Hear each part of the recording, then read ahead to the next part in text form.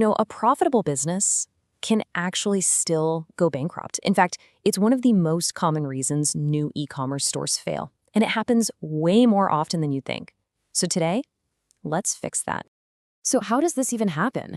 Well, it's pretty simple, actually. It's when founders confuse profit on a spreadsheet with actual spendable cash in the bank. So if you're an e-commerce founder and you want to move from just chasing sales to building something that's truly built to last, you're in the right place. By the end of this, you're going to have a clear system to understand and protect your cash so you can scale with stability, not with stress.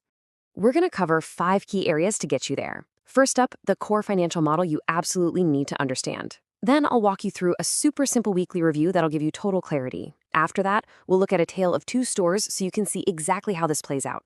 We'll also cover the 5 most common cash-killing mistakes. And finally, I'll give you one simple action you can take the moment this is over. All right, let's dive in.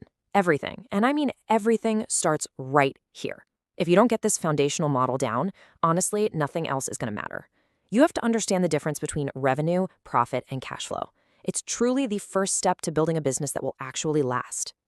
So let's start with this concept, the margin engine. Just think of it like this. It represents the financial reality of your business. It's a machine, right? It takes in revenue on one side, processes it through all your costs, and then hopefully it spits out profit and cash on the other side. Now, revenue is where it all begins, but it's often the most misleading number of the 3, and we're about to see exactly why. So what exactly is revenue? Well, it's simply the total amount of money your customers paid you. That big, exciting number you see at the top of your dashboard. And listen, it feels great to watch that number climb, right?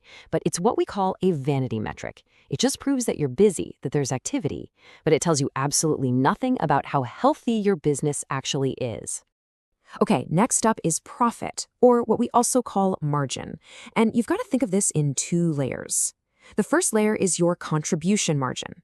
That's just what's left over from your revenue after you pay for the product, for shipping, and for any transaction fees. Then, after you subtract what you spent on ads, what's left over? That's your net profit. And that number is the one that tells you if each sale you make is actually making you money. And this next quote just illustrates the point perfectly. If your engine produces revenue without margin, you have a hobby with expenses. Just let that one sink in for a second. What it really means is that if you're not profitable before you even spend a single dollar on ads, you don't actually have a business model. And if you throw marketing dollars at that, you're just going to lose money faster. And that brings us to what is, without a doubt, the most critical piece of this entire puzzle: cash flow. See, this isn't some number on a spreadsheet. This is the actual money moving in and out of your bank account. It's the fuel that your business runs on. Think of it this way. Profit is an idea. But cash? Cash is what pays your suppliers, it pays your ad bills, and it pays you. If you run out of cash, the engine just stops, period. So why is cash flow so tricky? It all comes down to one thing: timing. Just look at this timeline. On day 1, you spend real, cold, hard cash on ads. Then on day 2, you make a sale. Awesome, you see that revenue pop up in your dashboard. But, and this is the big but, that cash from the sale, it might not actually hit your bank account until day 7 or maybe even day 14. That gap, the time between cash going out and cash coming in, is the liquidity gap. And this right here is where so many profitable businesses literally die. Okay, so if the liquidity gap is the problem, what's the solution? You might be thinking it's some kind of complex software, but it's not. The solution is a simple, repeatable process, a weekly operating rhythm that gives you total, complete clarity on your cash position. The goal here is no more surprises. So here they are, the 7 steps. I want you to walk through this just once a week. Step 1, check your available cash. Like right now, how much money is actually in your bank account? Step 2, check your pending payouts. How much money is on its way to you from Shopify or Stripe? Step 3, list out your committed spending.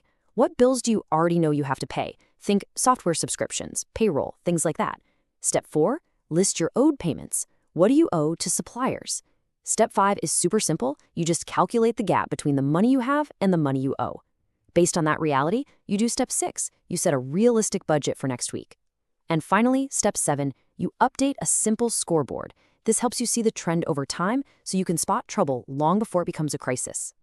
All right, let's just pause for a second. I want you to ask yourself a question and be really honest. If you had to shut off all of your ads today, could your business survive for the next 30 days on the cash you have in the bank? If the answer is no, or even, I'm not sure, you don't just have a stability problem, you have a survival problem. And scaling is not the answer. Let's make this even more practical. We're going to look at two identical stores. They sell the same product, they have the same revenue, they even have the same profit. But because they manage their cash differently, their outcomes are night and day. So on the left, you've got the profitable but cash-poor store. On paper, they made $1,000 in profit. Great, right? But because of that timing gap we talked about, their bank account is literally at zero. They can't run ads tomorrow. Their business is just stuck. Now look at the right, the stable, cash-aware store. They also made $1,000 in profit. But here's the difference. They've been doing that weekly cash review. They planned for the payout delay and built a cash buffer. For them, running ads tomorrow is no problem. They can keep growing. See? Same profit, but a completely different reality. So what was the real difference between those two stores? It's one word: awareness. The cash-aware store could see the problem coming and just sidestep it. So let's dig into the 5 most common mistakes that get people into this mess in the first place.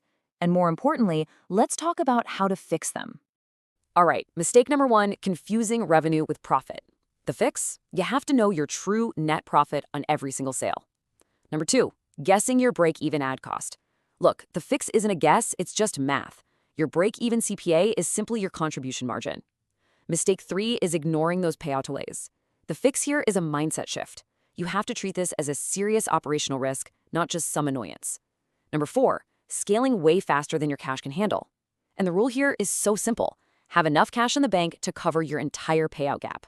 That's your safety net. And finally, number 5, not stress testing your numbers. You absolutely have to know what happens to your business if your ad costs suddenly go up or your refund spike. And this table shows you exactly what I mean by stress testing. So you start with your baseline numbers. In this example, we're making a nice solid $10 net profit per sale. Things are good. But then you play the what if game. What if your ad cost jumps by 50%? Well, you can see right there, your profit evaporates. It goes to zero. That's a huge red flag telling you to pause. Or what if your refund rate doubles? Again, your profit gets sliced in half. Another signal to pause. Here's the bottom line. If any realistic what-if scenario pushes your net profit into the negative, your business model is just too fragile. You can't scale it. You have to fix the model first. Okay, so we've gone through the model, the weekly process, and the big mistakes to avoid. Let's wrap this up and bring it all together. I want to leave you with one key takeaway and one really simple action you can take to get started. If you remember one thing from all of this, let it be this. Your numbers must make sense before your marketing does. See, marketing is just an amplifier. It takes whatever you have and makes it bigger. If you have a strong financial foundation, it'll amplify that. But if you have a weak one, it will amplify that too, and it'll just bankrupt you faster. So please get your numbers right first. All right. Here is your action item. I promise this will take you less than 5 minutes, seriously. Just open up your business bank account and your payments dashboard. Step 1, write down how much cash you have available right now. Step 2, write down the total amount of your pending payouts. And step 3, write down the date you expect that cash to actually show up in your account. That's it. You've just done your very first cash review. You've just taken the first, most important step toward taking back control. Now, if you want to go deeper on this and get the entire framework we've talked about, I'm talking the calculators, the checklists, the scorecards, get the handbook and toolkits at theashfordstudio.com. And just a quick reminder, this is educational content. Results vary.